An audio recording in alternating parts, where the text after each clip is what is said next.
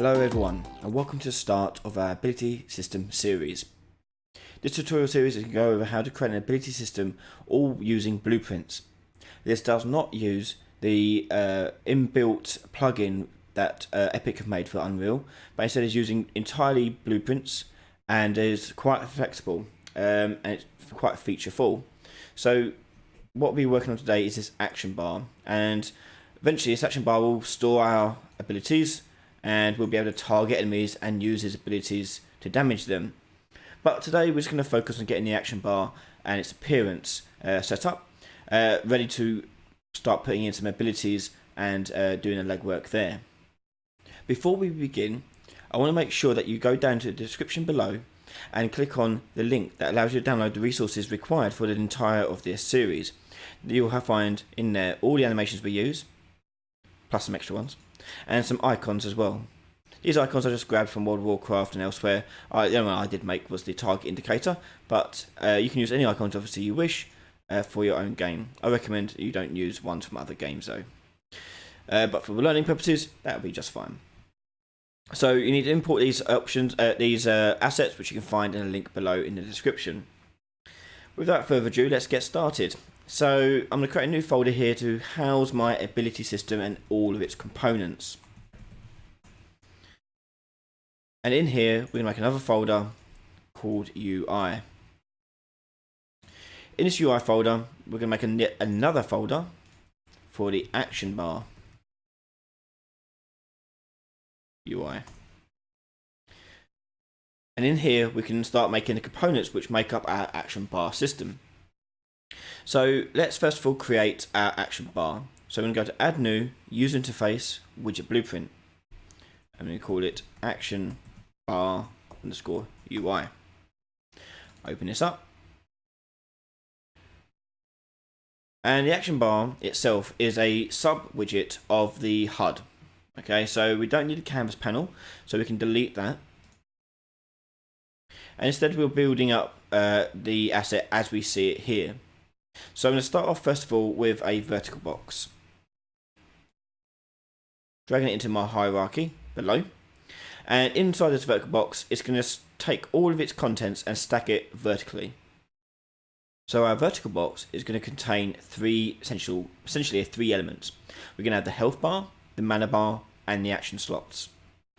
So to make the progress bar have text on it, we need an overlay. So in your palette, search for overlay and drag that into your vertical box. Inside there, we're going to drag in a progress bar and some text. With those added, we're going to click on the progress bar and we're going to tell it to change its horizontal alignment and vertical alignment to be filled entirely. And this will cover the whole width and height of the overlay. On the text block, I'm going to go down and click on it, and I'm going to tell this thing to also stretch horizontally and vertically. And I'm going to scroll down and tell it to justify it into the center, and that moves the text block into the middle of the entire panel. And for now, just so I know what's what, I'm going to call this one health in the text, like so. I'm going to click on my progress bar and I'm going to change its percent to 1.0. And if I scroll down, I'll be able to see its fill color, and I'll make this a nice red color for its health, like so. And I'm going to drag that to the top. Next, we're going to make the mana bar. Now the mana bar is exactly the same, so I'm going to duplicate the overlay. So with the overlay selected, Control W, or you can right click on it and choose duplicate there to create a duplicate. In this duplicate, we're going to change the text to read mana, and the progress bar we're going to change the color to a sort of blue color. We'll go a bit darker there. Now do's. So there's our two bars.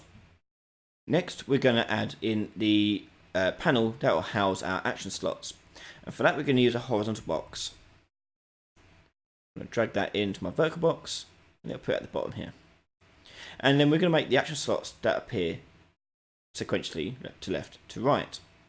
So those are going to be actually sub widgets of this entire sub widget.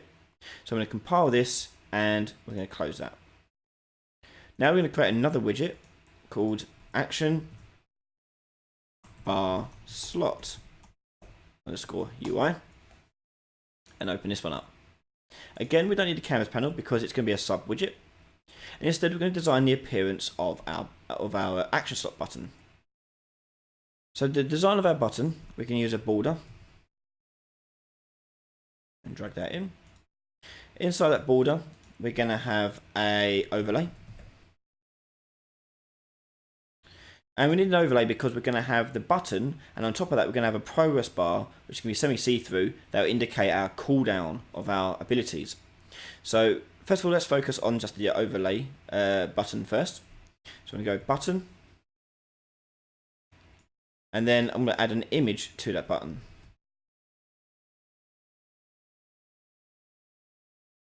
Click on the image and go to the right hand side. In there you'll see brush, and you'll see the image says none. That's fine for now, but you can see image size. We're going to change the image size there to 128 by 128. Next, go to where it says fill screen in the top viewport and change that to desired. So now you see where it is in its actual size and shape. I'm going to go back to my border and I'm going to change the color of the background of my border. So I'm going to go to brush color, and I'm going to choose a color that's a dark gray and a 0.8. I've already got it saved up here, so I'm going to click on this and click OK. And you can see it there appearing around the button. On this border, I'm going to change the padding here to 5, and that gives me a nice 5 padding around the whole entire thing. The overlay is going to have nothing on it. We're going to leave it as a padding of 5. The button though, we're going to change some settings here. So I'm going to change my background color of my button to be nothing. So I'm going to change the alpha to 0. And then I'm going to go to my image, and I'm going to change the padding of my image to 5 instead. Okay, so now my image is this white square in the middle, and now I have a button and the border forming a 10 pixel separation around the button. Now, as I said, the overlay is going to also have a progress bar. So with the overlay selected, we're going to drag in a progress bar into it. Now the progress bar, we want to fill the whole entire button.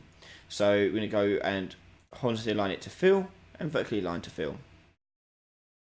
Change the percent to a value, and you can see how it's going to grow. Now I don't want it to go left to right, I want to change its direction. So underneath the percent, you'll see bar fill type. We can choose from the drop down which direction we want it to go. So I'm going to go from top to bottom.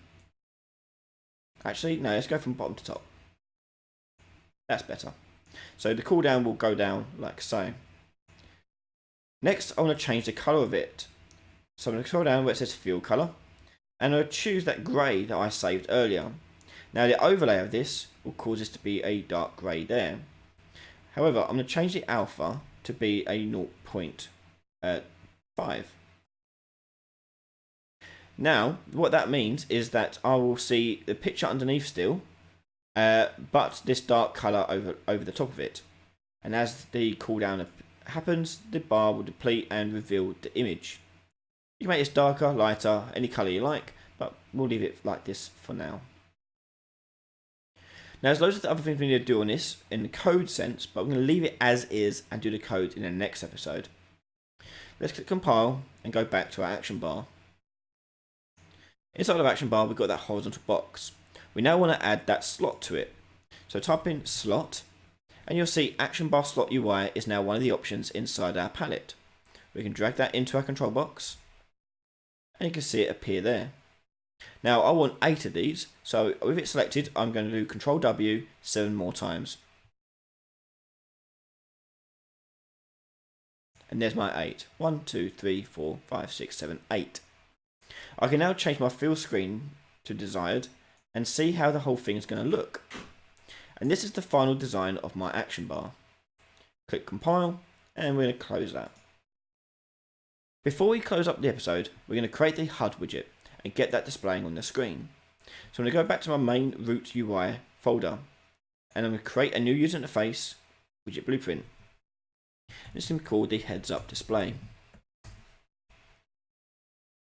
I'm going to open this up, and I'm going to search my palette for action bar. And you should see the action bar UI, the thing we just made, as one of the options. Drag this into your canvas panel. Now currently it's going to take all of its contents and just minimize all their size to their bare minimum.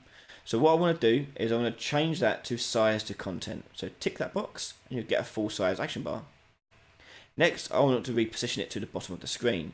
So first of all, we need to change its anchor. The anchor is this sort of star shaped icon here. And it's what is used to measure the relative distance when drawing the UI to the screen.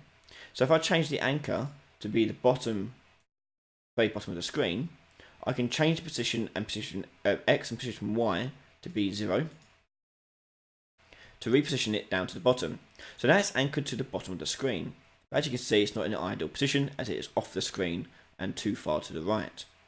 This all has to do down with alignment. So find where it says alignment and change the X to 0.5 and the Y to 1. And now that will make it snap directly to the bottom of the screen. Now the reason why it's doing that is because the alignment 0.5 in the X means it can take the whole X width of it and align it to the middle. 0.5 is the middle. And Y1 refers to the bottom. So remember, 0 is up the top here, so 1 is down the bottom here. Therefore, we are changing the root of it basically to the bottom middle. And that's now attached to the screen like so. I'm going to hit compile and close that. Now to get to display on the screen, we have to go into our game mode. So I'm going to find my game mode, and now because I'm in the third person template, I will find my game mode in my third person blueprint folder. And we're going to open full blueprint editor. And in here, we're going to go begin play. And we're going to create the widget. So create widget. And from this node, we're going to choose a class drop down and choose the heads up display. We're then going to take the return value and promote that to a variable, because we need to access a reference to this many times throughout its development. So we'll call it heads up display. And then I'm going to add to viewport to render it to the screen. Hit compile and let's play the game. So now, as you can see, the action bar is part of the screen's HUD interface. In the next episode, we're going to start adding some code blocks to our HUD so we can click on the buttons to make it do something and recognize that it's doing something, as well as start setting up the spell book and change the input modes to be more akin to what we're trying to achieve here. So if you want to watch that next episode right now, you can head over to patreon.com/Ryan Ailey, where a donation of simply just $1 will get access to that video plus many others. There are many other rewards and benefits too, by just becoming a supporter. Big shout out and thank you to all my supporters for their generosity and support over the couple of years we've been doing this. Big shout out and thank you to all of you. That's it for me, so join us in the next episode and I'll see you all next time. Bye bye.